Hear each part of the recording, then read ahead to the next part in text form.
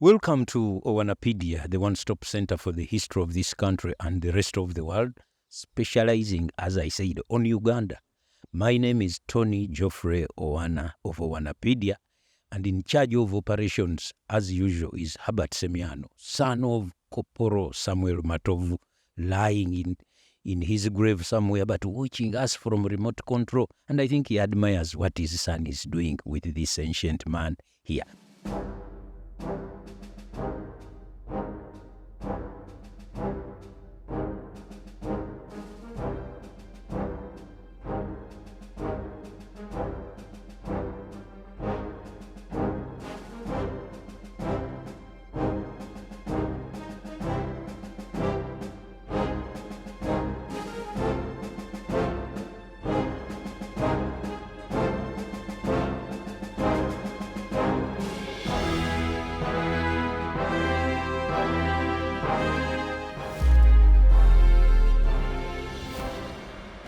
Banange, have you subscribed to Owanapaedia? I don't know what you are waiting for.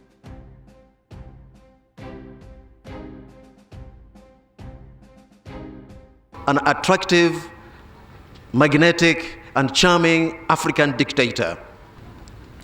In the white man's ambiguous country, he saw and dined with the monarch. Mrs. Queen, he belched his thanks. I am fed up with so good food. When you visit at my country also, I shall revenge like this. But my visit was very short call. Next year I come long call.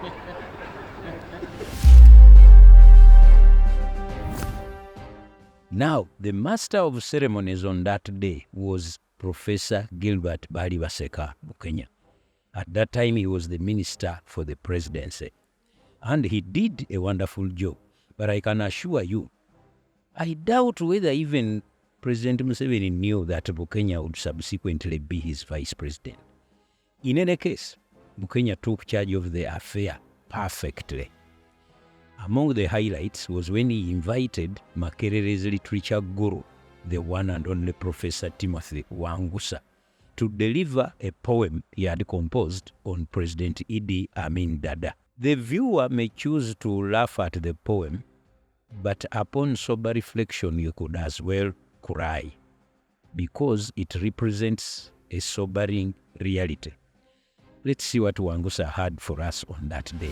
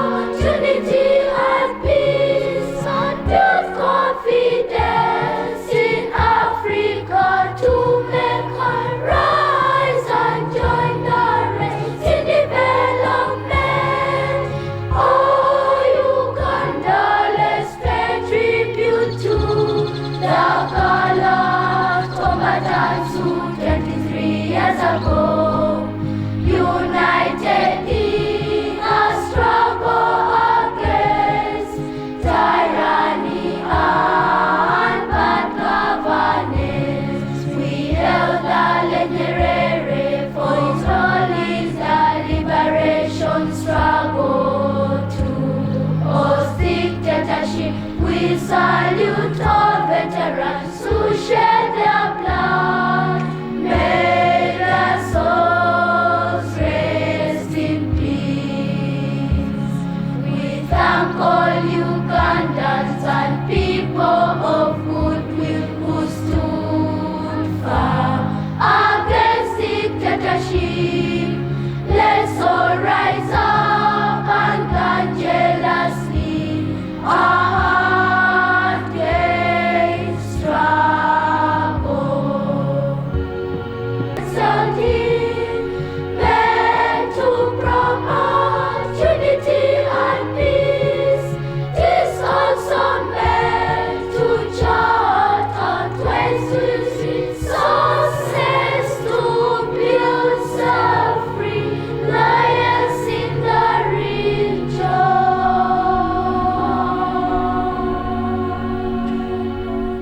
My Lord, the Chief Judge, traditional leaders of the representatives who are here, the Right Honorable Prime Minister, the Vice Chairman of the movement, ministers here today from Kenya, Tanzania, and Uganda, the Speaker of the East African Assembly, the Secretary General of the East African Community, members of Parliament of Uganda of the East African Assembly, Your Excellencies, the ambassadors, the generals and the combatants in the struggle who are here, religious leaders, distinguished guests, ladies and gentlemen.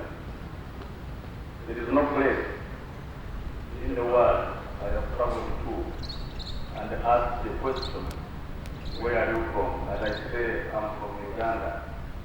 That they have not responded to me by saying, Idi Amin is corrupt. That is the extent to which darkness and the terror did befall this country.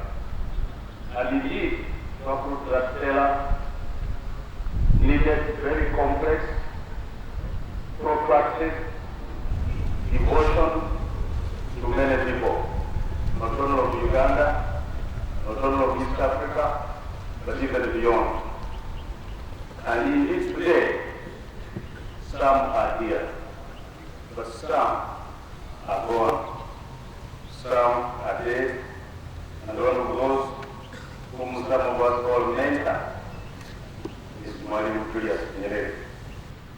I would like Your Excellencies to permit me to ask you to stand up for a 1-minute silence for all those who have been involved in the struggle to liberate this country.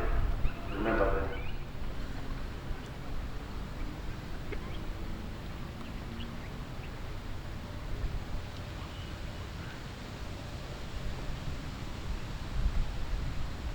May the good Lord rest all of them in eternal peace.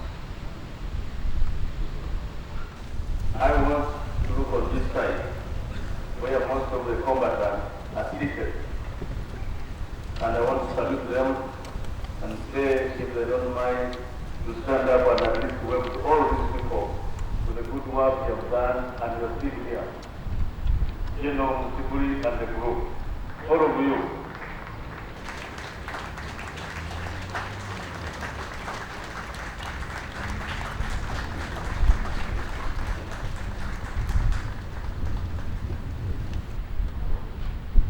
Thank you very much. It's not easy to sacrifice yourself. I did not stand up with the people in the main pavilion, but you all know what it is to liberate us from this problem. Your Excellency, one of your close friends who was supposed to be here is not here. And I was requested by him to read you a message because it should have been here with you. And this is a personal letter to you that I would like to ask the permission to read.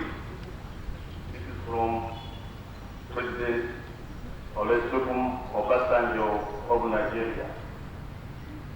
It is dated 9th of April 2002 and says, His Excellency Yoweri Kaguta Museveni, President of the Republic of Uganda, Office of the President, Kampala. Dear President, I write at this time to express sincere regret, Your Excellency, at my inability to honor my earlier promise to be with you on the occasion of the Great Lake Regional Symposium. The sudden change in my plan to be with you on April 11, 2002 is due to unforeseeable developments which demand my presence in Nigeria at this time.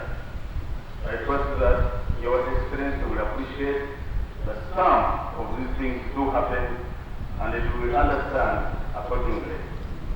I am particularly pained that I will not be able to participate in the travel celebrations first in the commemoration of 23 years of your country's liberation from Idi Amin's dictatorship, and also the 80th posthumous birthday celebrations of the late Mwalimu Julius Nyerere.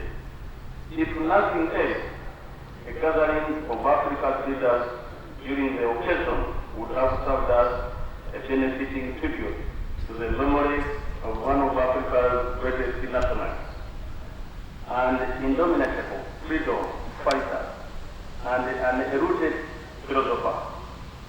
Even though I will not be physically present, you may be well assured that I will be with you in spirit as we all pay respect to this great African leader. Your Excellency may wish to know that I will seriously consider the possibility of a 2-day visit to your country in the very near future to compensate for the 3 or 4 hours I would have spent on this occasion. I therefore hope that our officials can work on an acceptable date in the very near future, especially after the OAU summit in July 2002.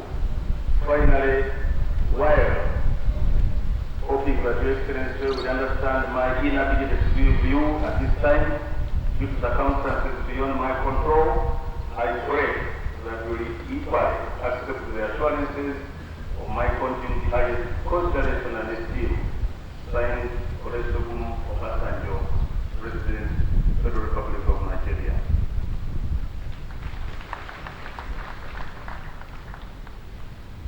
Your Excellencies, I would like now to call upon Professor Wangusa'S, an attractive, magnetic, and charming African dictator. His country is known as, in this poem, as Afrolandia. His capital city is Afroville. The neighboring country is Afrozania, and I guess that locates him. His name in one of Uganda's languages would be Fat Cheeks, Mr. Matama, or Masaya. The poem is titled Portrait. People far off would never conceive.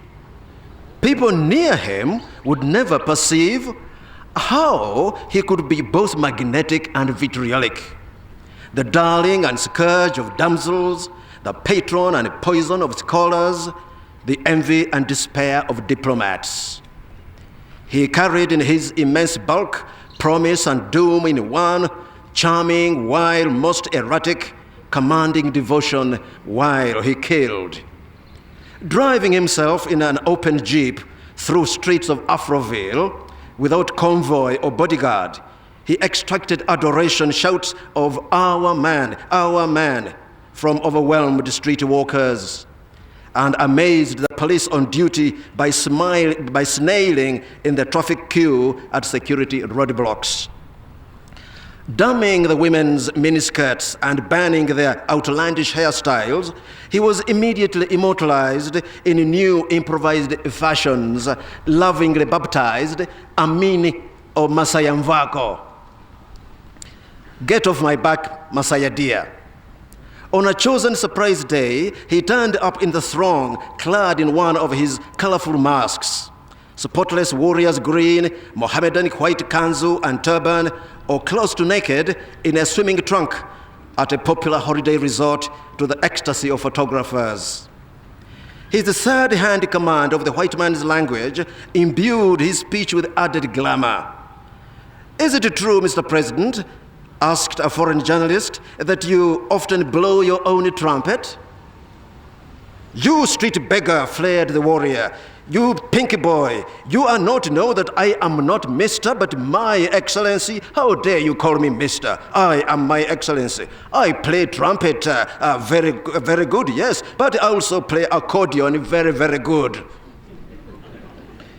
"You workers of money granary," he told the staff of Central Bank, "last year I've made the country very happy with plenty of mariote by my send for good white man's parasites. You, their government of treasure, you say no money in granary too, but these here sacks, also coins, are they money or rubbish? Tell me, and how do you go say to newspaper that Mr. Foreign Exchange is not there to make things come in shops? If that Mr. Foreign Exchange is on holiday, I tell you this completely, and also call him for duty quick on radio." In the white man's ambiguous country, he saw and dined with the monarch. "Mrs. Queen," he belched his thanks, "I am fed up with so good food. When you visit at my country also, I shall revenge like this. But my visit was very short call, and next year I come long call." Like Napoleon Bonaparte, he enchanted his warriors, at first ill-clad and ill-fed, with uplifting visions of conquering virgin lands and transforming each warrior into a field marshal and a single proprietor of an idyllic golden valley. Would they fall behind him, with him conquer on and on, with him in heroic adventure rise to peaks of fame? Like Prince Otto Bismarck, political pilot of Prussia, he construed his enemy to seem the attacker and himself the wronged self-defender. At conferences, always posed as frontline champion of continental brotherhood. As when at a black summit, he made an amorphous speech, then stepped from the rostrum straight to the dozing president of Afrozania, who had sworn never with Messiah to connect, and disarmed him with a rousing handshake to the staggered applause of all.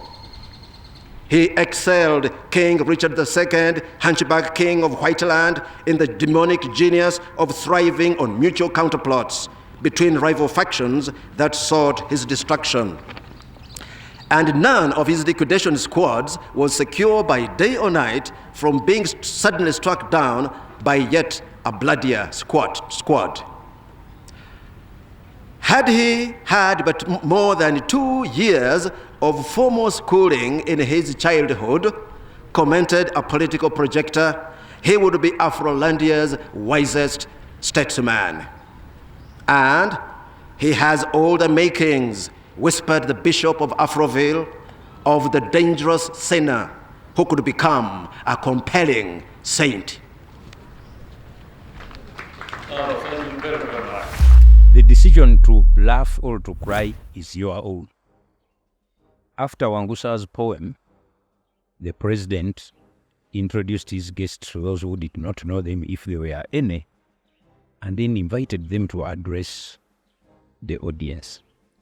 President Mukapa and President Moi dwelt a little on the history of the Amin era, emphasizing that since his departure, a lot had been done for the cause of East African unity, which included the revival of the East African community. Afterwards, President Yoweri Museveni began to reminisce on what he remembers of the Amin struggle up to the very day the defeat of Amin was announced on Radio Uganda. But wait a bit. The organization of the struggle against the regime of murder and terror was not easy. Today we have freedom. It may not be as great as you will find in some countries abroad, but we have freedom. We have so much freedom that we don't know what to do with it. That is the problem. You read of newspaper, The People, Monansi, Ngabo, Star, Uganda Review. I think they started a few more this morning. Were they there in the 70s? Were they? Could any of those editors publish any of the things they publish today in the 70s? People talk about human rights here and abroad. Yesterday, there was no talk here of human rights. Even the rest of the world had given it up. You are talking now, you are writing now because you are liberated.